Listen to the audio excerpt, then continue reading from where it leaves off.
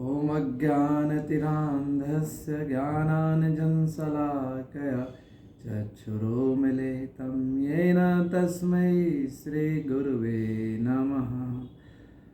परम पूज्य गोपाल कृष्ण गोस्वामी महाराज की जय।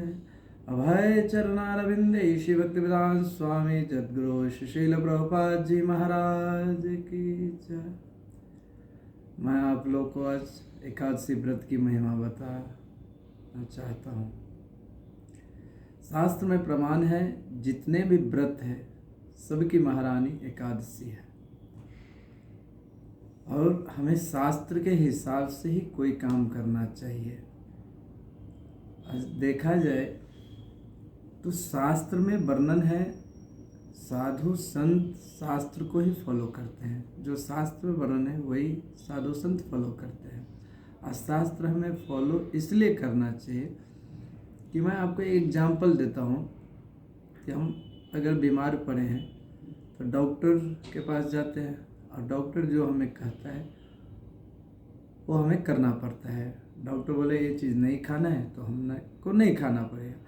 डॉक्टर बोलेंगे आपको दवा टाइम टेबल खाना है तो हमें खाना पड़ेगा। अगर नहीं करेंगे तो क्या हम सही हो पाएंगे? नहीं हो पाएंगे।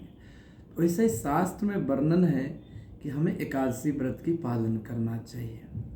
अगर हम अपने आप को सुखी खुशी देखना चाहते हैं, खुशी दुनिया में सब चाहता है, तो खुशी अगर रहना चाहता है तो हमें शास्त्र में बताए हुए बातों को फॉलो करना चाहिए और एकादशी व्रत की पालन करना चाहिए। कोई अगर भगवान विष्णु, भगवान कृष्ण, भगवान राम को प्रसन्न करना चाहता है तो उसे एकादशी व्रत की पालन करना चाहिए।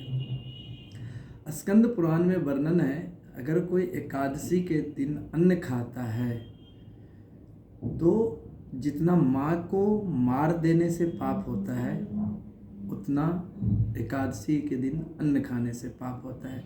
कोई अगर अपने पिता को वध कर दिया हो, जितना वध का पाप होता है, पिता का वध करने का पाप होता है, उतना ही एकादशी के दिन अन्न खाने से पाप होता है।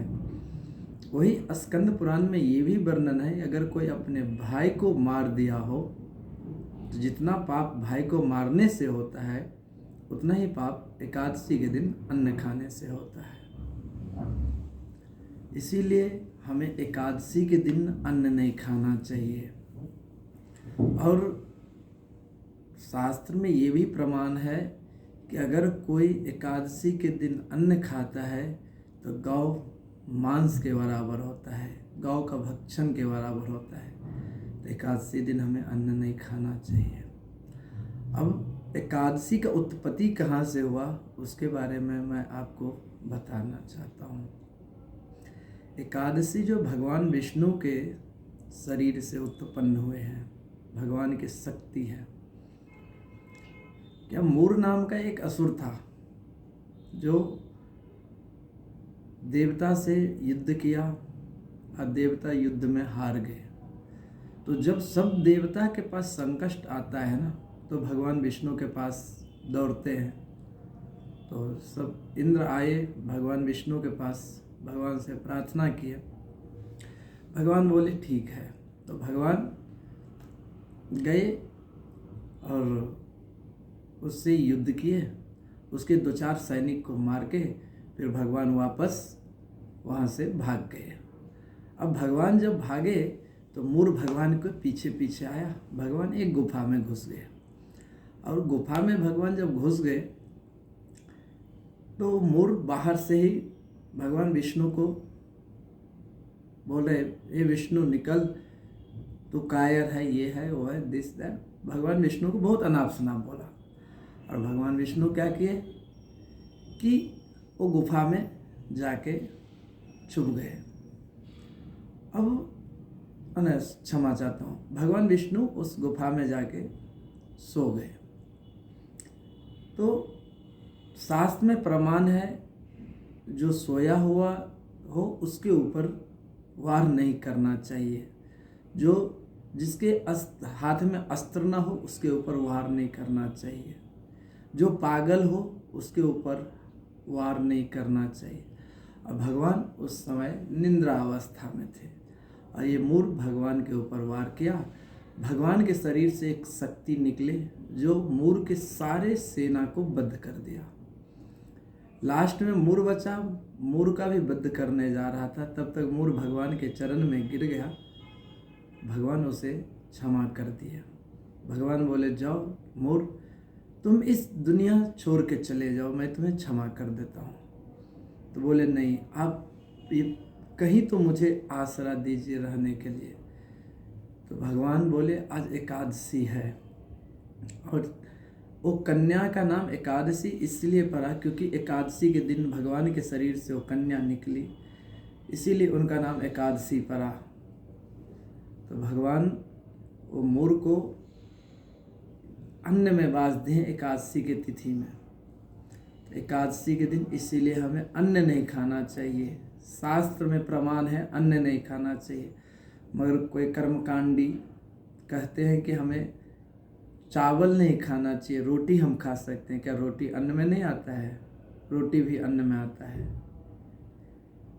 मैं आप लोग को पहले बोला हूँ कि हमें डॉक्टर को बताए हुए राह पे चलेंगे तो हम निरोग हो सकते हैं, तब हमारा तबीयत सही हो सकता है। वैसे हम शास्त्र के बताए हुए सिद्धांत पे चलेंगे तो हम भगवान के बनाई हुई सृष्टि में एक अच्छे भक्त बन सकते हैं। फिर जाके वो जो कन्या निकली थी एकादशी, उसे भगवान बोले, अगर कोई एकादशी व्रत की पालन करेगा तो मैं उस पर बहुत प्रसन्न होगा। अगर कोई एकादशी के दिन अन्न खाता है, कितना भी पुण्य करे, दान करे, वैकुंठ लोक जाके भी वहाँ से वापस आ जाएगा। क्योंकि जब तक भगवान विष्णु प्रसन्न नहीं होंगे तब तक कोई वैकुंठ में वास नहीं कर सकता है। इसीलिए मैं आप सभी से प्रार्थना करता हूँ, एकादशी व्रत के पालन करना चाहिए। और एकादशी व्रत के पालन 8 साल से लेकर 80 साल तक के लिए एक नियम है। 8 से नीचे वाले के लिए कोई नियम नहीं है, और 80 के ऊपर वाले के लिए भी ना करे तो कोई अपराध नहीं है। इसीलिए मैं आप लोग से निवेदन करता हूँ, एकादशी के दिन अधिक से अधिक संख्या में भगवान का नाम का गुणगान करें, भगवान के लीला सुने, भागवत कथा सुने, भागवत पढ़ें और एकादशी व्रत के पालन रखें। हरे कृष्णा कृष्णा कृष्णा हरे हरे, हरे रामा रामा रामा हरे हरे। ये महामंत्र को जपते रहें, जीवन को सुखी संपन्न बनाएं। हरे कृष्णा हरे राम। आप सभी को मेरा दंडवत प्रणाम। जगत गुरु श्री शैल प्रभुपाद जी महाराज की जय। परम पूज्य गोपाल कृष्ण गोस्वामी महाराज की जय। निताय गौर हरि परमानंदे हरि हरि बोल। जय जय श्री राधे श्याम। सबको मिले श्री वृंदावन धाम।